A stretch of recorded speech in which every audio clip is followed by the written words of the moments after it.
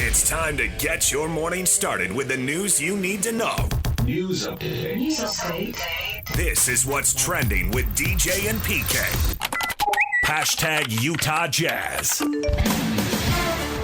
For Cody in general, I'm looking for the same thing that I've talked a little bit with you guys about Walker some in the past. Like, I want him to be 10 to 20% more reckless. I want him to be assertive. I want him to be a little bit more demonstrative. I want him to not overthink whether he's making the perfect play. I want him to be a little bit more reckless. And with that is going to come some mistakes. It's going to bring a few plays that are going to be loud and ugly, but that doesn't bother me. There's the coach, Will Hardy. And Will Hardy would like more recklessness and less thinking, which, well, welcome to the NBA. That's what happens to rookies. That's what happens to young players. And the older they get, the more they just play the game and make the right choices. In the meantime, they lose a lot, which is okay with the Utah Jazz this year. They just lost their 10th straight game. The Bulls beat them. Jazz fall to 15-54 on the year. They've got the worst record in the NBA. Everything is a building block, and nobody really wants to hear that. Just get through it and get to the great draft pick. Bulls win 111-97, and Keontae George and Lauri Markkanen led the Jazz with 16 points. Markkanen took 10 shots in the first quarter, 4 in the second, 2 in the third, none in the fourth. And I think we're going to see Lauri play. They won't put him on the injury report. They don't want to get fined again. Don't need to get on the league's bad side. There's a million different ways they could punish you if you become that team. So don't become that team. And sit him in the second half as much as possible, and you'll lose games, and that seems to be working too.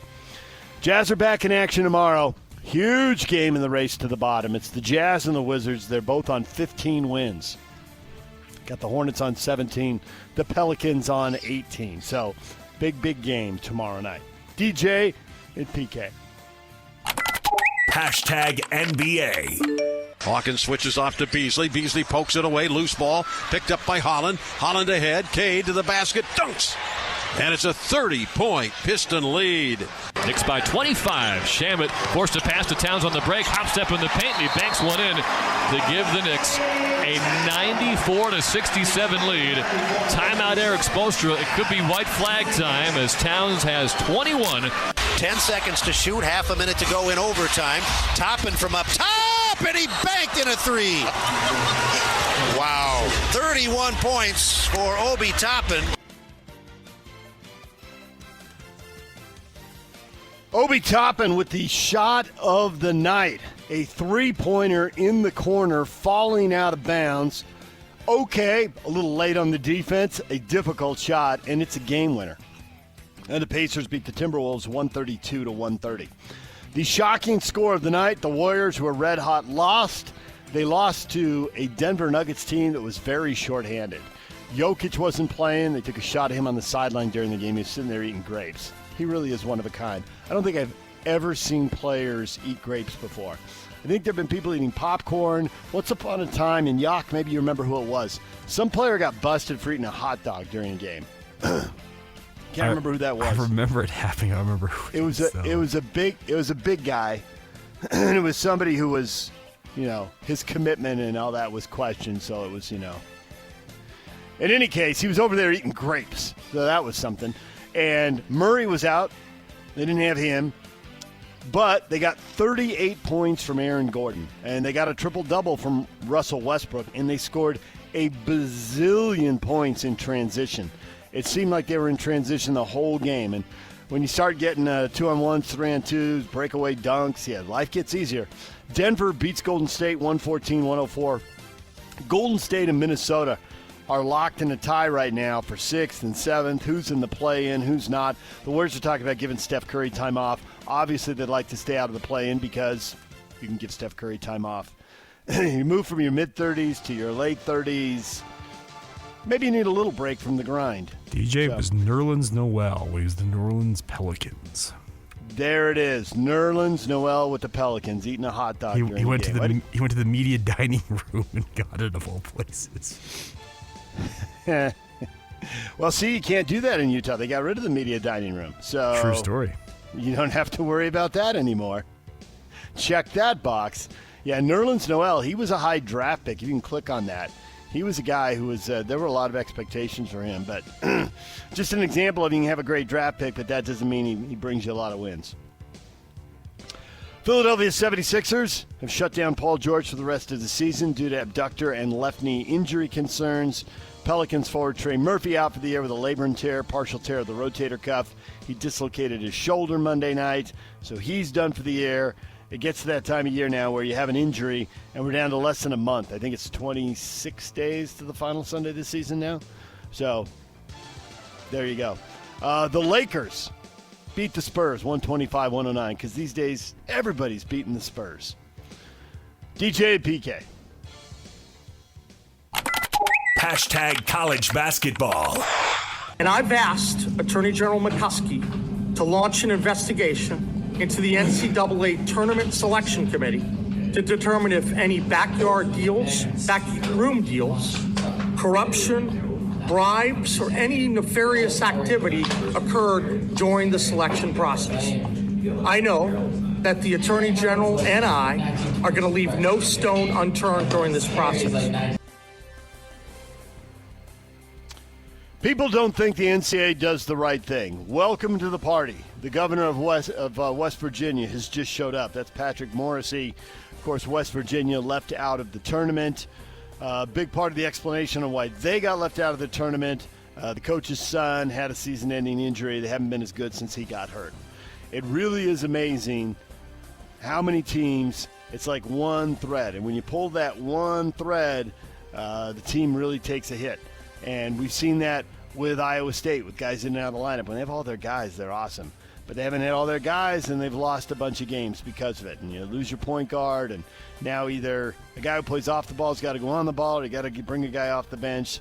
These things happen. But the governor of West Virginia was out there, and he had a sign that said National Corrupt Athletic Association. I think as much as there were complaints with the NCAA, the NIT story, that one's a real head-scratcher. South Alabama getting screwed. Right? So UC Riverside gets an invite. They say no. They're going to go play in the CBI, and I guess you get to spend a week at Daytona Beach or whatever.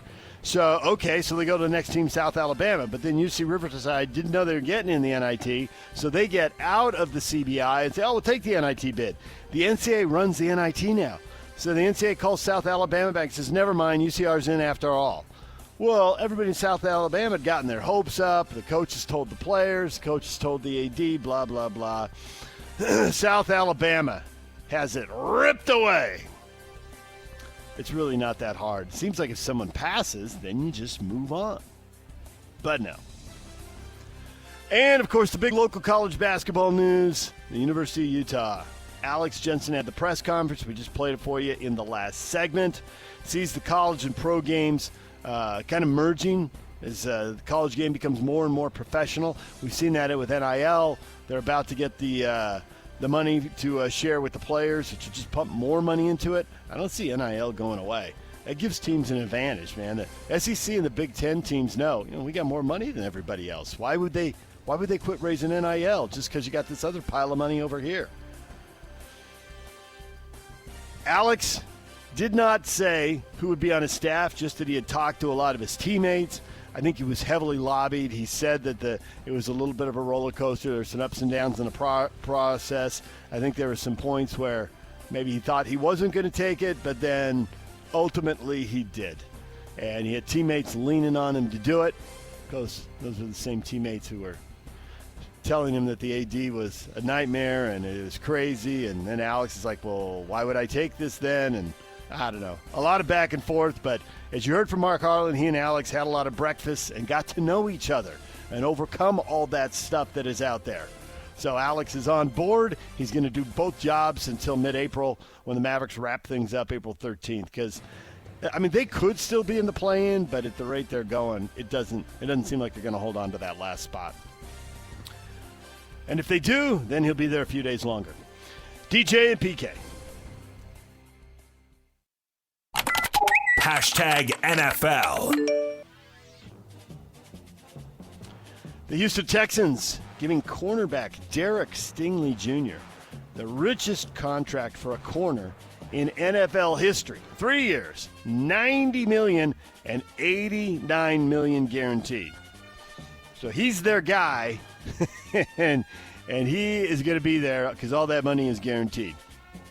And, of course, if the name is familiar, his dad played in the Arena League, but it's his grandfather who was really famous because he was a wide receiver for the Patriots and went over the middle in an era when you could still headhunt players. He had his spine injured, and he was paralyzed during a game. So his grandfather, quite the name in NFL history. And now Derek Stingley Jr. follows in his grandfather's footsteps. He's in the NFL with big, big money. And the Texans, and they better lock it down on defense because offensively they've been moving pieces around. They got a young quarterback. They've messed with their line. They've given up their tackle. Do they have the skill players around them? They did beef up their running game last year. So lock them down on defense and see if you can help the offense from there. Philadelphia Eagles offensive tackle Lane Johnson has reworked his deal to add $8 million over the next 2 years, additional $30 million guaranteed, making $48 million over the next 2 years. The money just keeps getting bigger. It's going up and up. DJ and PK. Hashtag college football. Spring game will be televised. ESPN2 will broadcast spring game on the 19th. We got to sell this thing out and pack this thing because the way the trend is going, you never know if this is going to be the last spring game. I don't believe in that. I don't really want to condone that. I would like to play the spring. Actually, I like to play against another team in the spring. That's what I'm trying to do right now, to have it competitive. Playing against your own guys kind of get monotonous, and you really can't tell the level of your guys because, it's the same old. Everybody kind of know each other towards the end. I would like to style it like the pros. I would like to practice against someone for a few days, then you have the spring game. And I think the public will be satisfied with that tremendously. I think it's a tremendous idea. Yeah, I've told those personnel who should understand that it's a tremendous idea. Leave it to Deion Sanders to zig when everyone else zags. And I like it. Deion's a story, man. That guy, he is a story just one time after another. We got all these schools canceling their spring games. Nebraska. Hey, I don't want people watching this. I don't want them poaching players. Similar thoughts at Utah State where they've closed their spring practice. They're not going to have a spring game.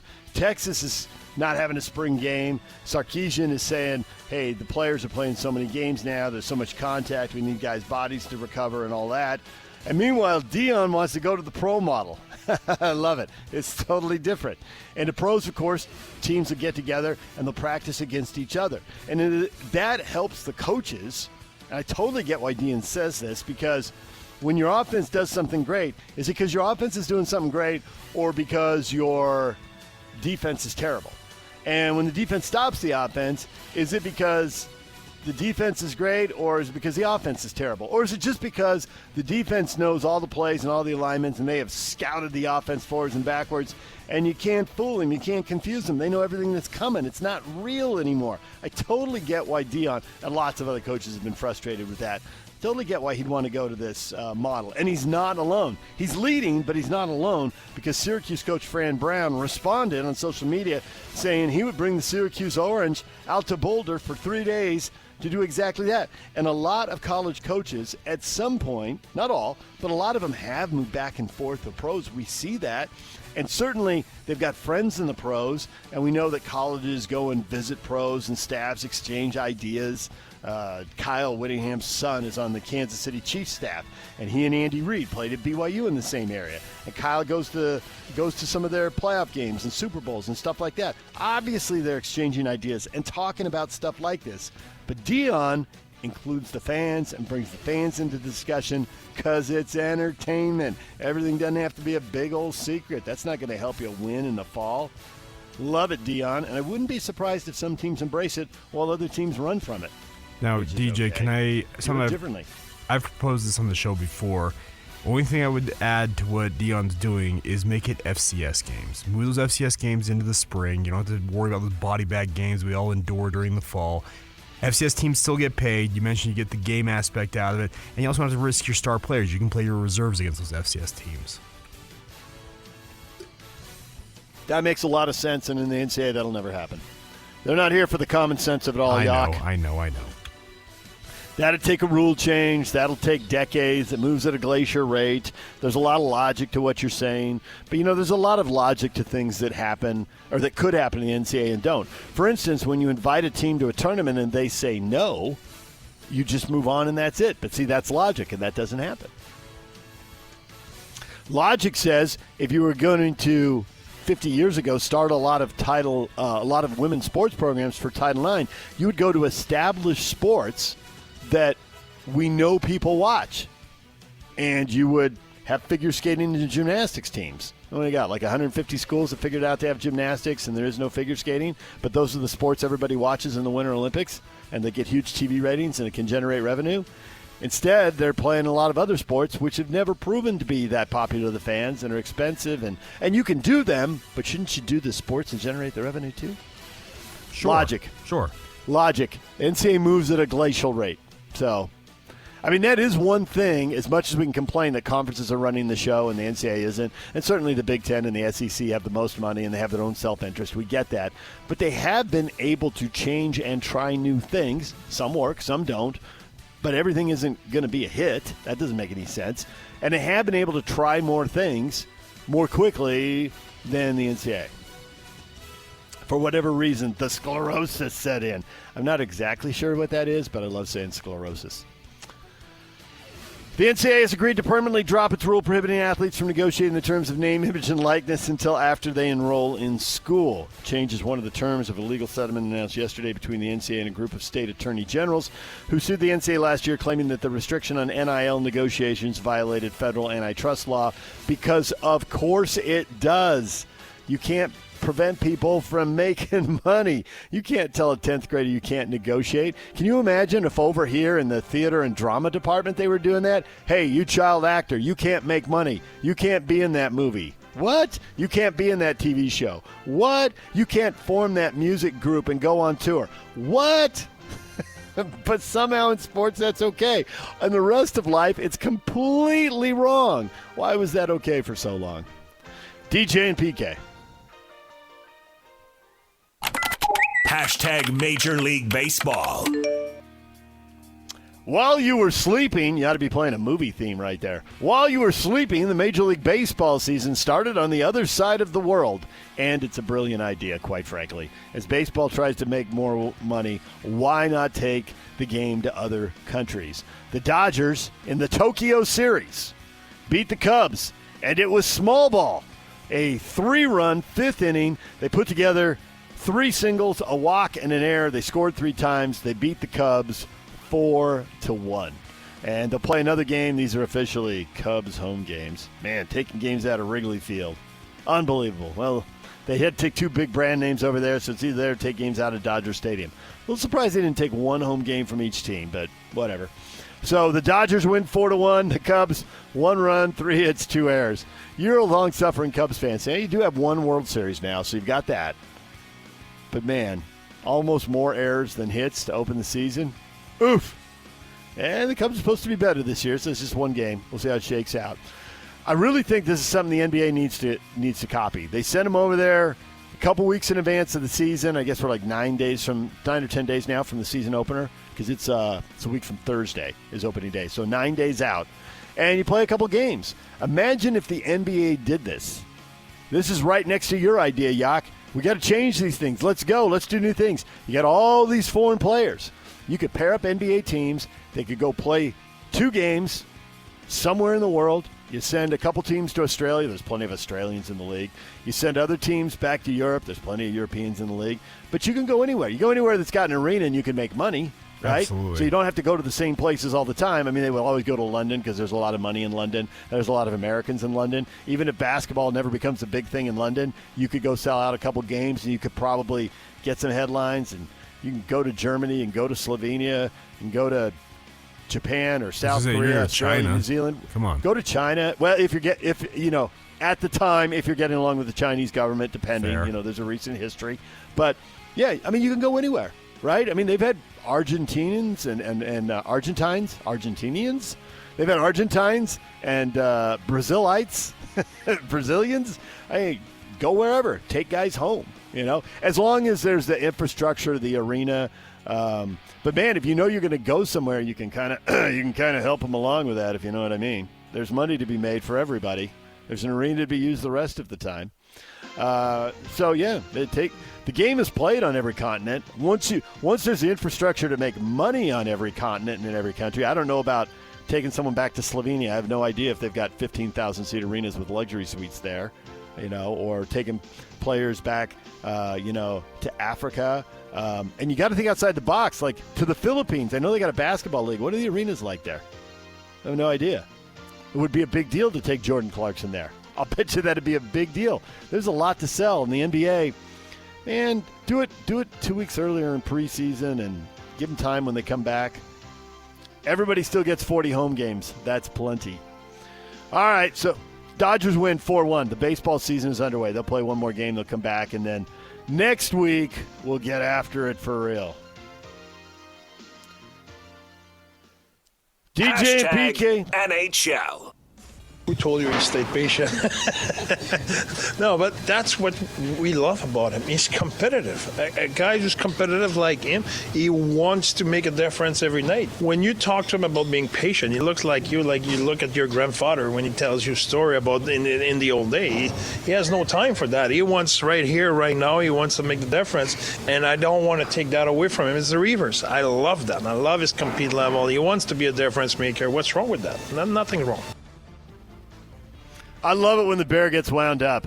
Andre Tourney, the more he gets, what's wrong with his compete level? Hey, his English is way better than my French. He's talking about Logan Cooley. You got to. A lot of the team is in the 25 to 30-year-old range. It's not like the whole team is young. But a couple of the key players, the best players, the guys who are either creating or scoring goals, are very young, and Cooley's one of them. Right? So Cooley and Gunther, 20 and 21, turning 21, 22. I have to get their birthdays down. I don't have those down pat yet. They are way young, those guys, and they are, in a lot of ways, driving the bus. But, man, Logan Cooley doesn't want to take 5 years to be really good. He wants to be really good right now. That's what you need. That's what drives guys. That ought to be music to every hockey fan's ears. And he's had a stretch where he didn't score, and, guys like him and Gunther, and other guys can go 5 or 6 games without scoring, but if one of those guys does, it's a big deal, and they want to get back to putting the puck in the net. And tonight they'll have a chance in Edmonton against the Oilers.